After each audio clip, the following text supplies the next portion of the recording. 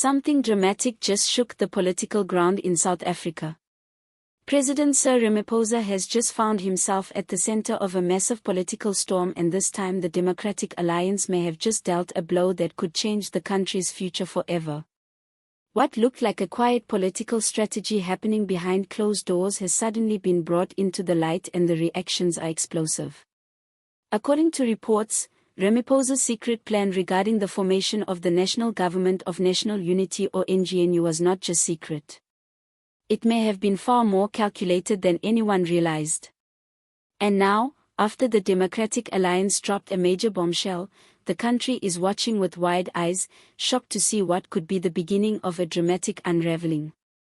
But to truly understand how all of this came to happen and why so many South Africans are stunned by the recent revelations, we need to take a step back.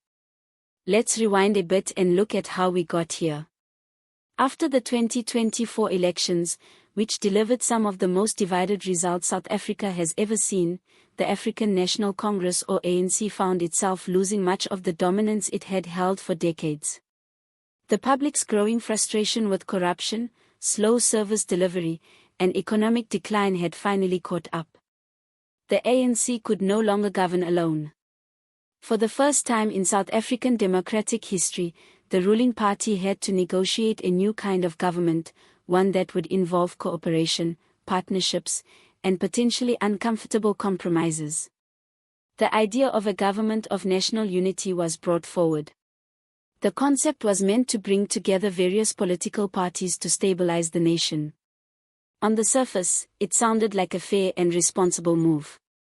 But as discussions unfolded, murmurs began to spread. Was this truly a noble attempt at unity, or was it something else entirely? That question is now at the center of the controversy. The Democratic Alliance, South Africa's largest opposition party, had agreed, at least in principle, to join the discussions about the NGNU. But behind the scenes, they say something didn't feel right. Then this week, they came out and said it loud and clear. Ramaphosa had a secret plan to edge them out of the NGNU entirely. And worse, they claimed to have proof.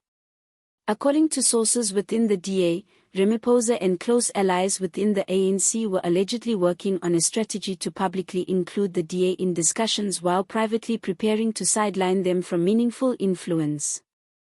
The idea, they say, was to maintain the image of unity while controlling the real levels of power from behind the scenes. Essentially, the DA was going to be used as political window dressing, allowed in the room, but not allowed to touch anything. This accusation hit like a thunderbolt. Political analysts immediately jumped into action, saying that if proven true, this would mark one of the most manipulative moves in post-apartheid politics. And that's not even the shocking part. According to leaked documents and internal memos cited by DA leaders, there were notes outlining how key ministries would be handed over only to hand-picked minor parties or loyal allies, ensuring the ANC would still run the show even in a so-called coalition. When this news broke, Ramaphosa reportedly became emotional.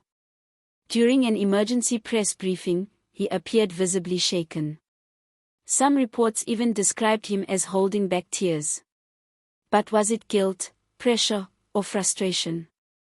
That remains unclear. What is clear is that the backlash has been swift.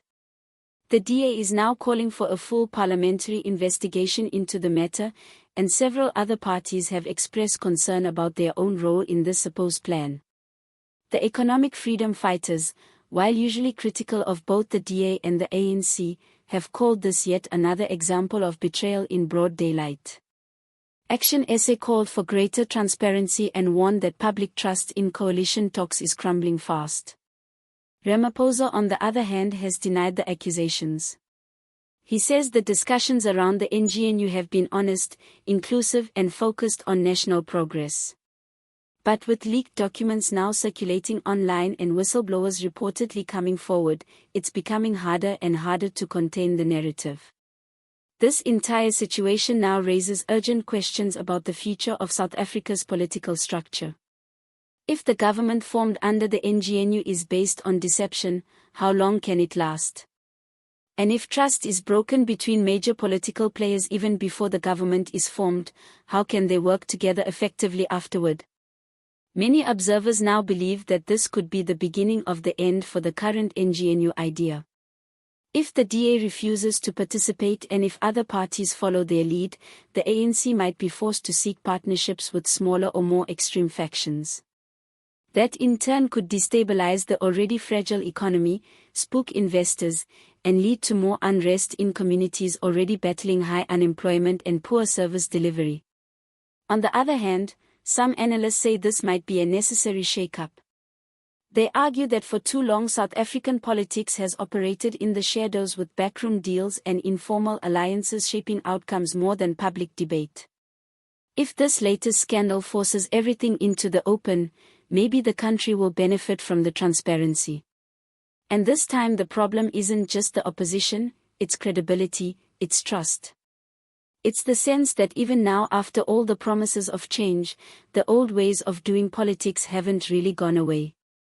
The ANC itself is not united on the matter. Some insiders have anonymously stated that they are frustrated with how the whole situation has been handled. They say this didn't need to become a scandal, that it was possible to negotiate in good faith and include the DA in a way that would reflect true cooperation. With all this happening, international eyes are also watching. Investors and foreign governments are concerned. Some have warned that if political instability worsens, South Africa's credit ratings could take another hit. That could mean less funding for infrastructure, fewer job opportunities, and even slower economic growth. It's a domino effect that no one wants, but one that now seems possible. So, what comes next? Will Ramaphosa open the doors fully and allow an independent probe?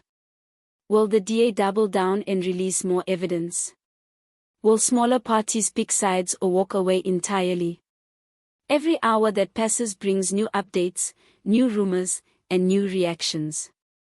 What seemed like a quiet coalition plan has now become the hottest political scandal of the year.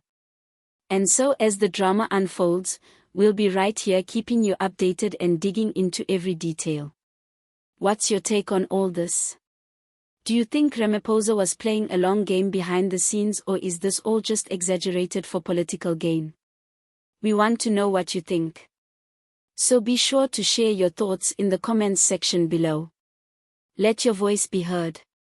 And if you found this video informative or eye-opening, please hit that like button and subscribe to our channel for more updates on this story and other major developments across South Africa. Tap that bell icon so you're the first to know when we post. Your support helps us keep bringing the truth to light, no matter how uncomfortable it may be. Thanks for watching. Stay informed and stay curious because the story is far from over.